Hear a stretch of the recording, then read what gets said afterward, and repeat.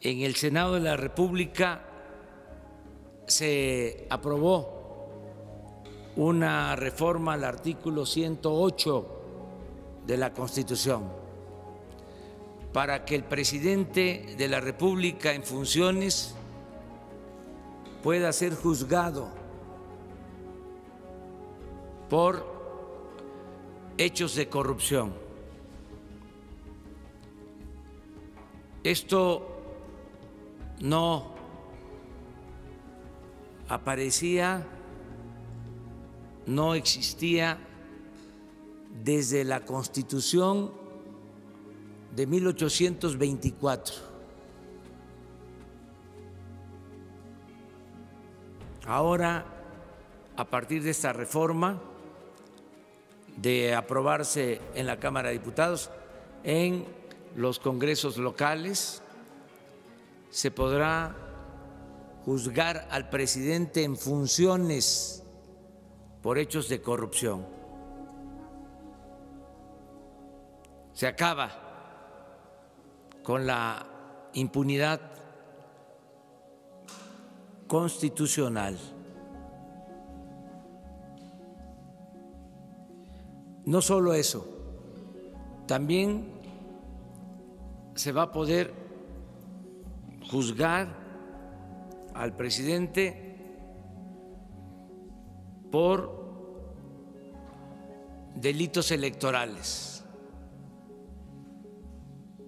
Y en los dos casos, por corrupción o delitos electorales, no se alcanza fianza, porque ya son delitos graves. Hay una edad en que ya no se contrata a trabajadores, o así era. Anteriormente había esa concepción de que era mejor contratar a los jóvenes que a personas mayores.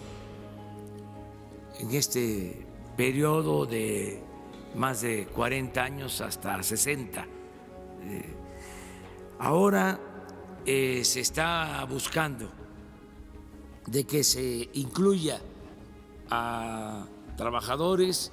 Va a depender mucho, desde luego, de que haya crecimiento de la economía, porque esto no se puede decidir por decreto, pero nosotros esperamos que haya crecimiento y se van a contratar a más mexicanos, va a haber más empleos y nosotros vamos a impulsar una campaña para que se considere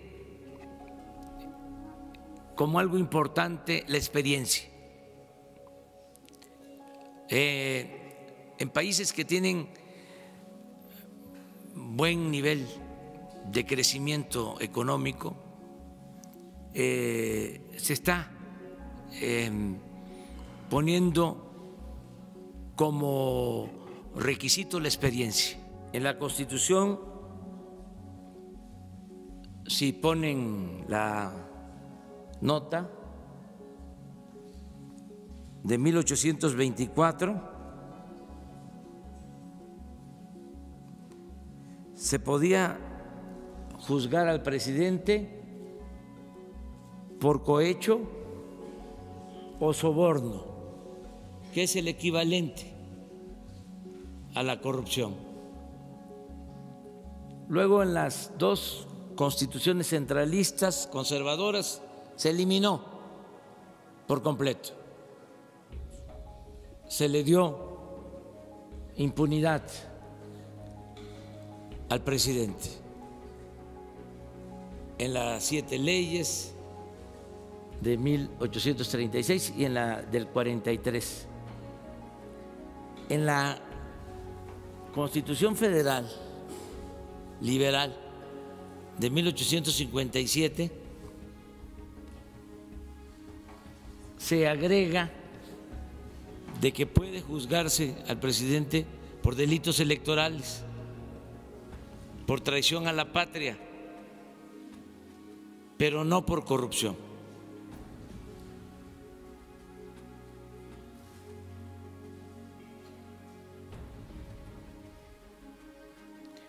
Y en la Constitución del 17, tan importante para la vida pública de México, no está el que se juzgue al presidente por corrupción, que es la Constitución vigente en el artículo 108. Y se quita, y esto es muy importante de subrayar,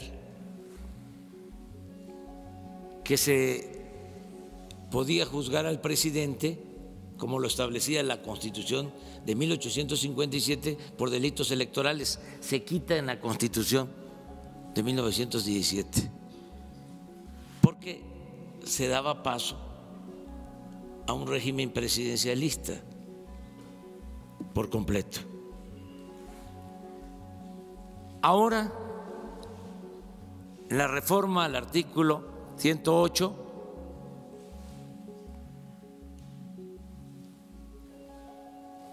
se puede juzgar al presidente en funciones por corrupción, delitos electorales y muchos otros delitos, los nuevos delitos graves, que incluye hasta el robo de combustible, el robo a casa habitación, todos los delitos que no eran considerados graves, que fueron considerados no graves en 1994, el 10 de enero de 1994, que reformaron el Código de Procedimientos Penales para que no fuese delito grave la corrupción. Ahora se modifica el artículo, se reforma el artículo 19 y pasan a ser delitos graves y ya se pueden juzgar al presidente de la República por todos estos delitos. Ahora que se suscitó la polémica por la carta que enviamos al rey, pues hemos actuado con bastante prudencia. No vamos a dar a conocer la carta, ni la que enviamos al rey, ni la que se envió al Papa Francisco, para esperar que se serenen las cosas. Fue bueno, no voy a dejar de decirlo, me siento hasta contento porque se despertó un buen debate. Es importante la historia, muy importante la memoria histórica. Alguien ha dicho que la memoria es la materia prima de la historia. Yo creo eso. Entonces, los conservadores quisieran que nos olvidáramos de la historia. Se ha hablado hasta del fin de la historia. Entonces nosotros pensamos que es importante saber de dónde venimos para saber hacia dónde vamos.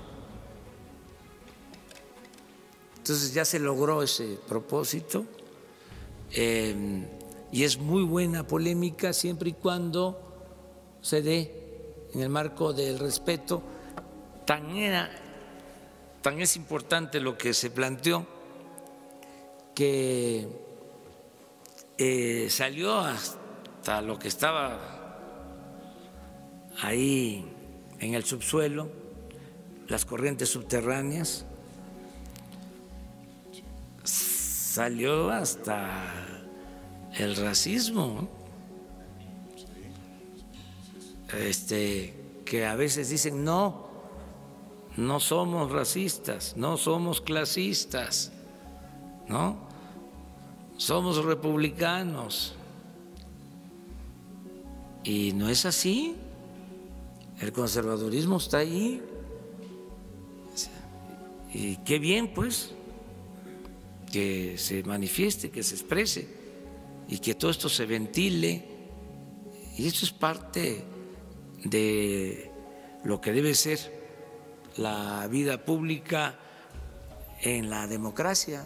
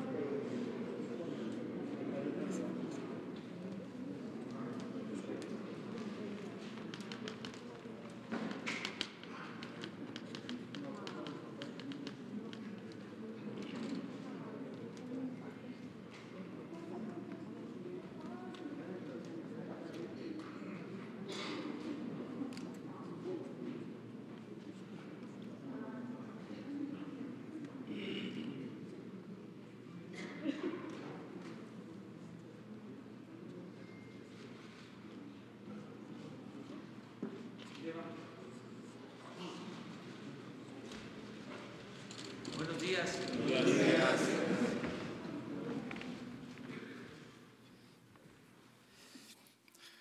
Me da mucho gusto estar de nuevo aquí, como todos los días, de lunes a viernes, ya en este fin de semana.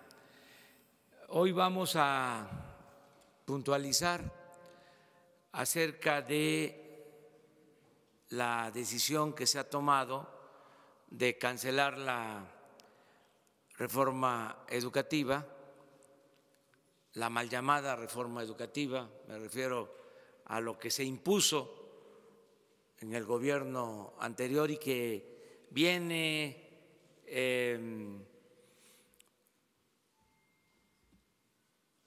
promoviéndose desde que se inventaron en el extranjero las llamadas reformas estructurales, que hasta es un plagio lo de la utilización de la palabra, del término, del concepto estructural.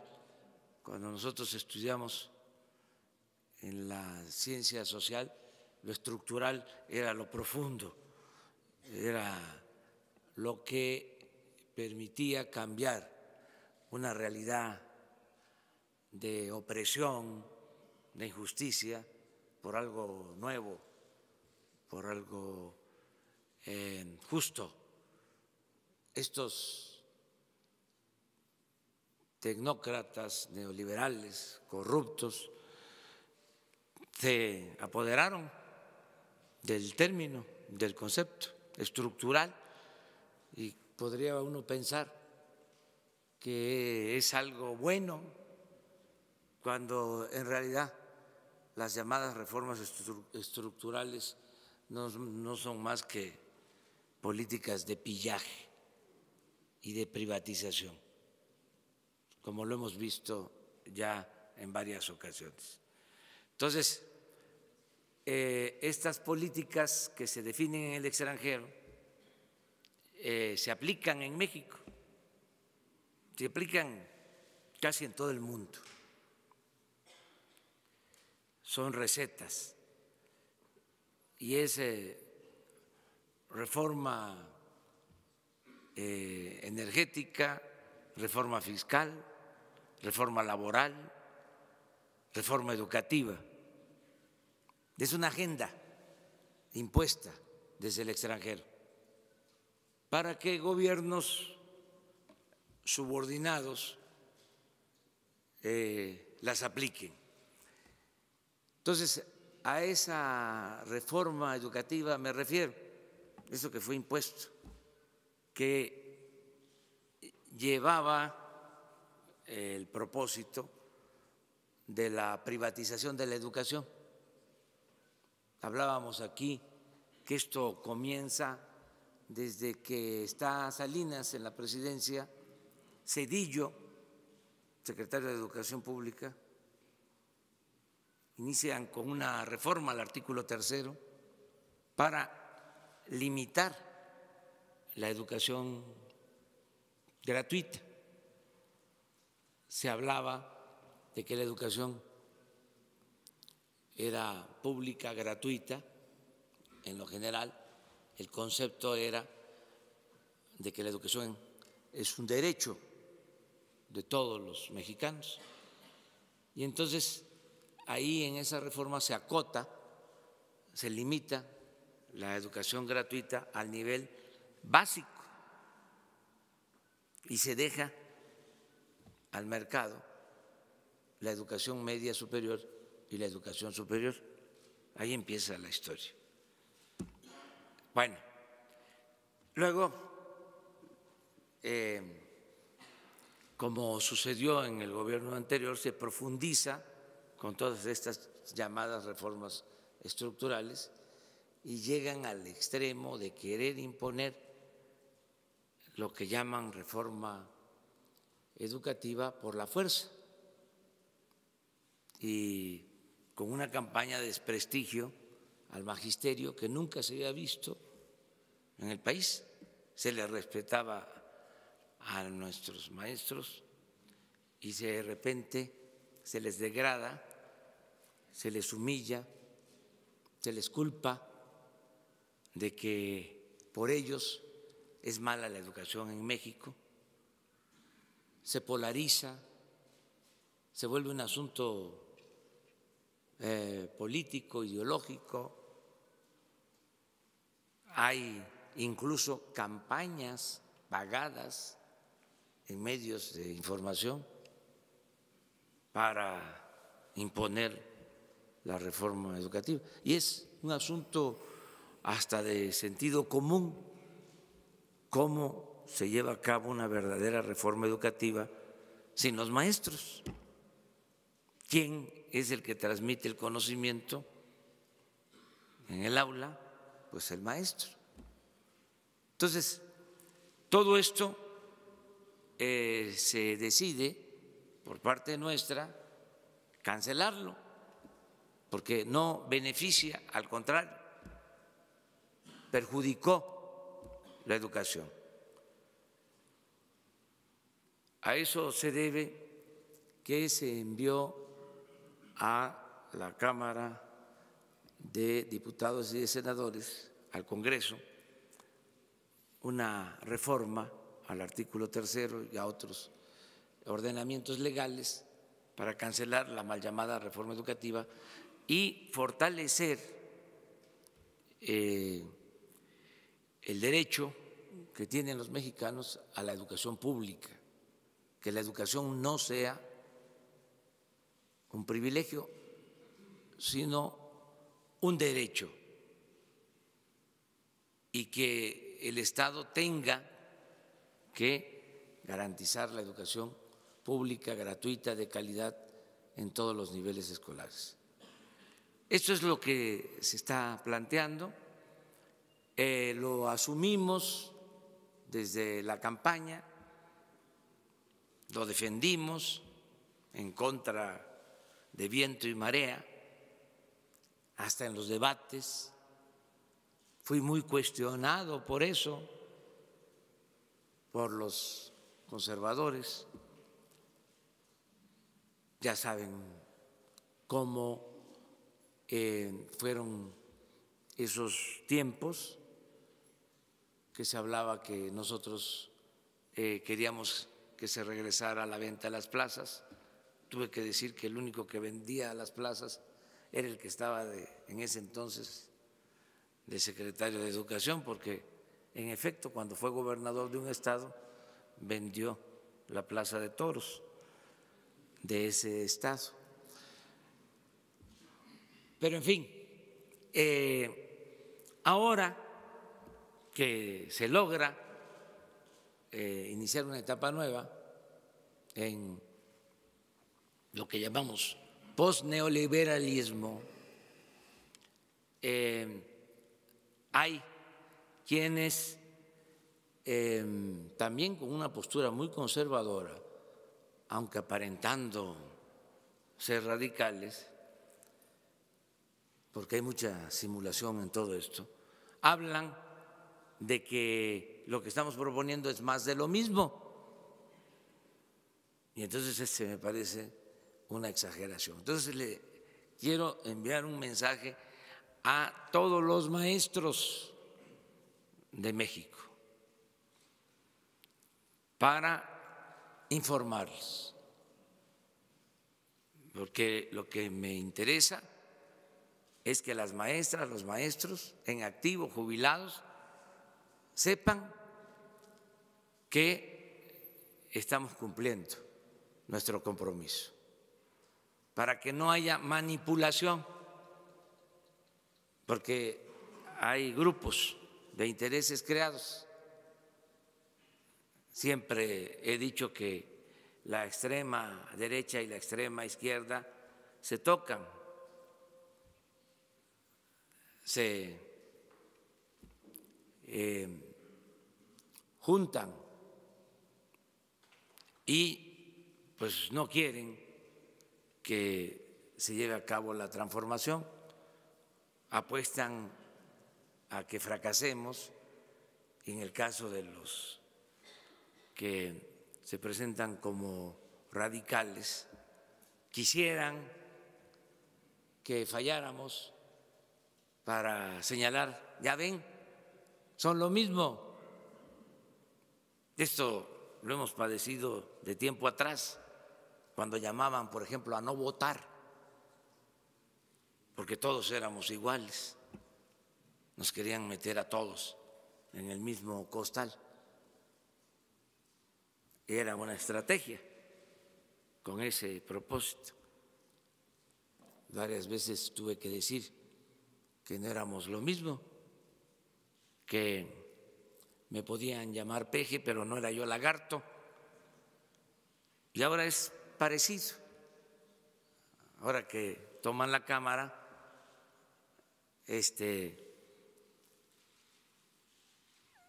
señalan de que es igual, que estamos engañando, estamos simulando. Pues no, no somos lo mismo. Y por eso vamos a aclarar. ¿A quién nos importa aclararle? A las bases magisteriales, porque pues los dirigentes y las organizaciones de distintas tendencias pues tienen sus intereses y no siempre actúan bajo principios democráticos, no siempre se consulta a la base, no siempre se toman decisiones recogiendo el sentir de los agremiados, representados, en este caso de los maestros. Entonces yo quiero tener una comunicación más que con los dirigentes, con las bases, con los trabajadores, con los ciudadanos. No quiero una relación corporativa, quiero una relación horizontal, ciudadana, democrática, a partir de que ya no hay ciudadanos imaginarios. Ahora Cada ciudadano es una persona consciente, con criterio. Y es cosa nada más de que se tenga toda la información, acercar la información para que no se manipule, para que no se distorsionen las cosas. Nosotros queremos una transformación y no simulamos. Hemos luchado durante muchos años por llevar a cabo en México un cambio verdadero y vamos a cumplir, no le vamos a fallar a los ciudadanos. Entonces, le pedí a Esteban Moctezuma, secretario de Educación, que con mucha claridad puntualizara qué significaba la llamada reforma educativa y qué estamos nosotros proponiendo. Y él va a hacer esta exposición y este documento inicial, resumido, lo vamos a convertir en un volante y lo vamos a entregar a todos los maestros. ¿Qué ofrecemos? Si hace falta más información, diálogo, mano abierta, franca y no puño cerrado, nada de represión. Esa es también una diferencia sustancial. Diálogo, acuerdo, el tiempo que sea necesario, y no autoritarismo, no represión. En eso también somos distintos, no somos represores. Entonces, vamos a pedirle a Esteban que nos exponga y una vez que terminemos con este tema, abrimos la sesión de preguntas y respuestas. Muchísimas gracias, señor presidente. Pues tratamos de resumir de manera muy puntual, aunque pues la iniciativa es mucho más que este resumen, las principales diferencias entre la reforma del 2013 y la iniciativa de abrogación de la reforma educativa, porque son enfoques totalmente distintos, son objetivos también diferentes y sobre todo pues para que las maestras y los maestros, como decía el señor presidente de la República, sepan que lo mejor de la educación pública está por venir. En la reforma educativa de 2013 hubo una evaluación punitiva ligada a la permanencia en el empleo. Ustedes recordarán esa palabra permanencia que se incluyó en el artículo 3º constitucional, y en la iniciativa lo que viene es incluso una prohibición expresa de ligar cualquier proceso a la permanencia en el empleo. No solo no aparece, sino que está proscrita. En cuanto a la evaluación que se hacía, que era una evaluación estandarizada y homogénea a nivel nacional, donde se le preguntaba en el mismo examen lo mismo al maestro de Monterrey que a la maestra de Motocintla, Chiapas.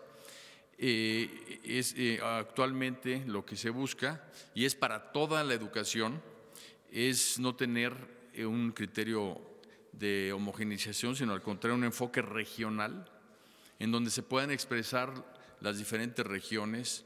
Hay muchas propuestas pedagógicas también a nivel local y todo eso se tiene que recoger porque es la experiencia de las maestras y los maestros en clase y frente a sus comunidades. Entonces se va a dar este enfoque regional y local a la educación. Un tercer punto muy importante es que se creó el Instituto Nacional de Evaluación Educativa para una evaluación coercitiva de los maestros y de las maestras. este instituto desaparece y se revalora al magisterio. Expresamente se le da pues todo un lugar en la Constitución como agente de transformación nacional y nace para ellos, para las maestras y los maestros, un nuevo derecho, que es un sistema voluntario para la mejora continua a través de la formación, de la actualización, y esto va a estar ligado precisamente a la promoción, de manera que aquí estamos apostándole a la capacitación, a la formación y a la actualización en vez de a la evaluación punitiva. El otro punto que quiero destacar es que la orientación que tenía la reforma educativa de 2013 era una educación orientada solo al mercado. Y lo que estamos buscando es una educación pública, gratuita, integral, para todos los niveles educativos, desde inicial hasta superior, enfocada para la vida y para el desarrollo nacional.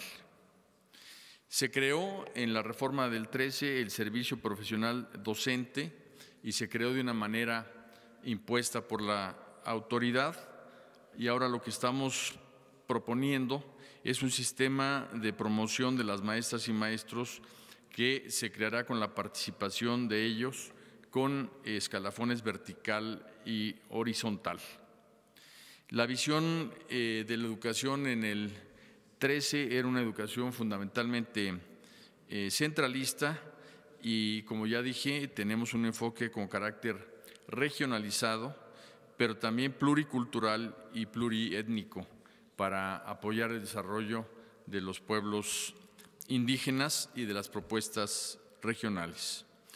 Un tema muy importante es que en la reforma educativa del 13 hubo una invasión de derechos y se afectó la certeza y la estabilidad laborales. En esta iniciativa se garantizan los derechos laborales y la estabilidad en el trabajo. El anterior gobierno, además, creó todo un sistema perverso que ni él mismo cumplió y le dio la vuelta a la propia reforma con muchos recursos por debajo de la mesa, burlando incluso la ley que ellos mismos emitieron. Este es el caso de Michoacán, por ejemplo, en donde vimos que pues se le daba la vuelta a la contratación de maestros que no pasaban por las evaluaciones que la ley obligaba, y tampoco se les daba una plaza derivada del presupuesto, sino se les daba un contrato por honorarios con un recurso fuera del presupuesto educativo y más vinculado a subsidios. Por eso es que queremos transparentar las plazas y recursos para fortalecer la lucha contra la corrupción.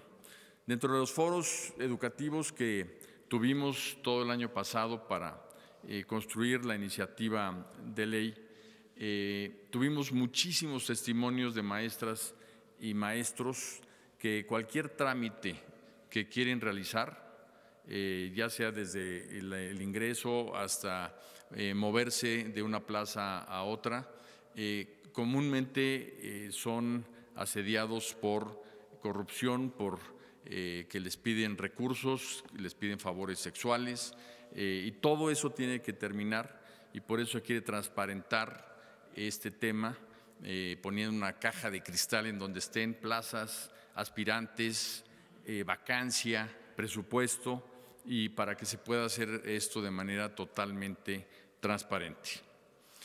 Y esto va a venir en beneficio de las maestras y los maestros que seguramente muchos de los que nos están escuchando vivieron ese tipo de circunstancias. La anterior reforma se calificó de mal llamada reforma educativa porque fue parcial y de corte fundamentalmente administrativo. Esta iniciativa es integral porque por primera vez en la historia de la educación se abarca desde el nivel inicial hasta el superior y se le da coherencia a todo el sistema. En la reforma del 13 se ignoró la educación especial la indígena y la normal.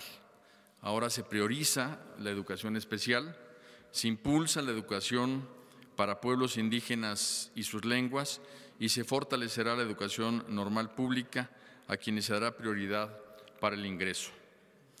La anterior reforma solo alude a la calidad, pero no hay calidad posible sin equidad. El énfasis que se le está dando en la iniciativa del señor presidente a la educación es una educación con equidad que se constituye como uno de los nuevos principios pilares de la educación pública.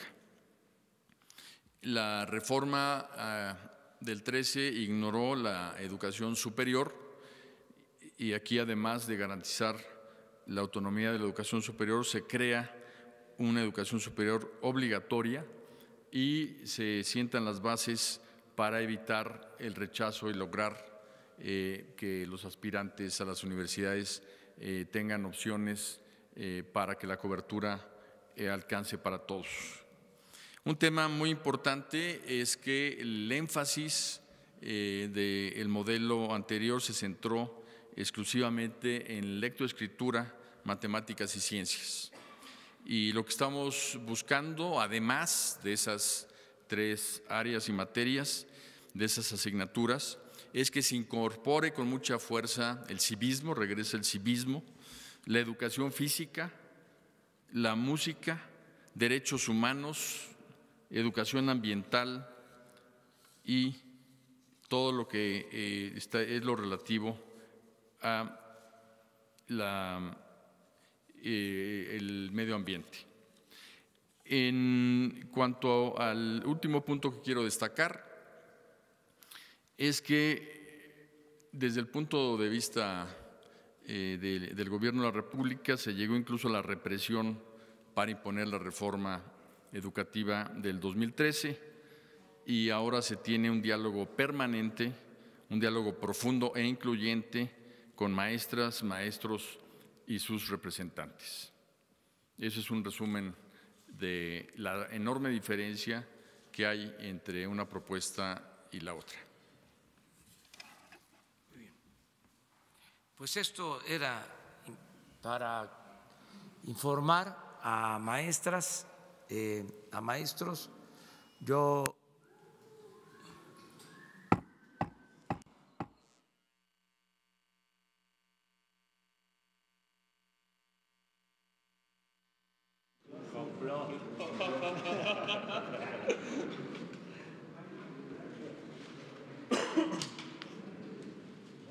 ¿se escucha? Sí. Bueno, es que no van a tener ahí está. Ahí está. Les comento que está abierto el diálogo para buscar acuerdos. Subrayo algo que es importante. Cuando inicia toda la estrategia de anular la educación pública y gratuita, se empiezan también a desmantelar las escuelas normales, empiezan a cerrar escuelas normales, toda una campaña de desprestigio a las normales rurales, cierran el Meche en Hidalgo y otras escuelas. Y como parte de la mal llamada reforma educativa, se abre la posibilidad de contratar maestros que no surjan de las escuelas normales o que no sean solo los egresados de las escuelas normales públicas. Yo he dado instrucciones al secretario de Educación de que se lleve a cabo un programa para fortalecer a las escuelas normales, a las escuelas normales públicas. Por eso se está reabriendo el MESHE y vamos a crear nuevas escuelas normales y se le va a dar preferencia a maestras y maestros egresados de estas normales. Por eso también no es para nosotros indispensable lo de la llamada evaluación, porque si se fortalecen las normales, pues los maestros van a salir bien preparados para poder desempeñar su trabajo educativo. Eso por lo que tiene que ver con la calidad de la enseñanza. Y también al tenerse como población objetivo preferente a los maestros surgidos de las normales públicas, ya no hay problema en cuanto a los procesos de ingreso para ser maestro,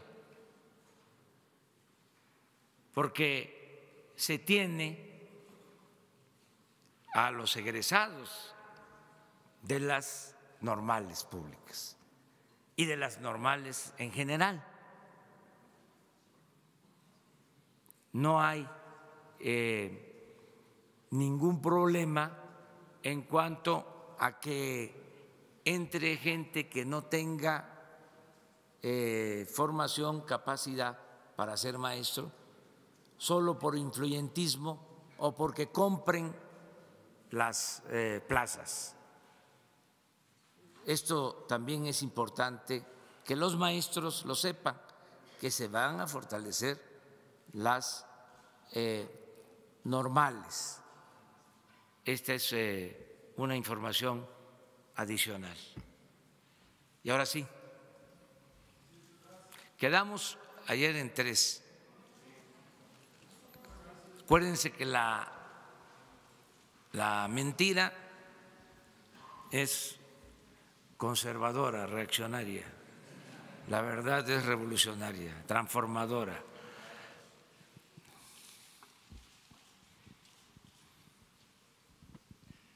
Gracias. Buenos días, señor presidente. Alberto Rodríguez, de CDP Noticias. Respecto a la carta del rey de España, ¿qué opinión le merece el hecho de que fue bastante notorio que algunos medios e incluso algunos columnistas dieron por buena una versión según la cual Beatriz Gutiérrez habría estado detrás o sería una autora intelectual o algo parecido sobre esta petición sobre esta búsqueda de una disculpa de la Corona de España hacia el pueblo original de México? ¿Cuál es su opinión sobre eso? Pues que se generó un debate, es bueno. Yo creo que se despertó el interés por la historia, tiene que ver con el fortalecimiento de nuestra memoria histórica y salió pues también a flote lo que estaba ahí en el subsuelo, una corriente de pensamiento submarina muy racista, porque se negaba el racismo y salió. Y por eso qué bueno que se dio a conocer este asunto. Aclaro que no se dio a conocer la carta, que lo que publicaron pues es un documento inicial, un borrador mutilado. La carta consta de 4 hojas y dieron a conocer la primera y la última, y lo mejor está en la 2 y la 3.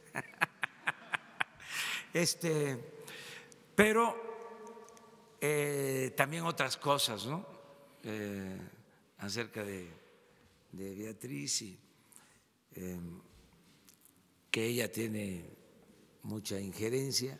Sí, Beatriz es una mujer con criterio, y desde luego que nos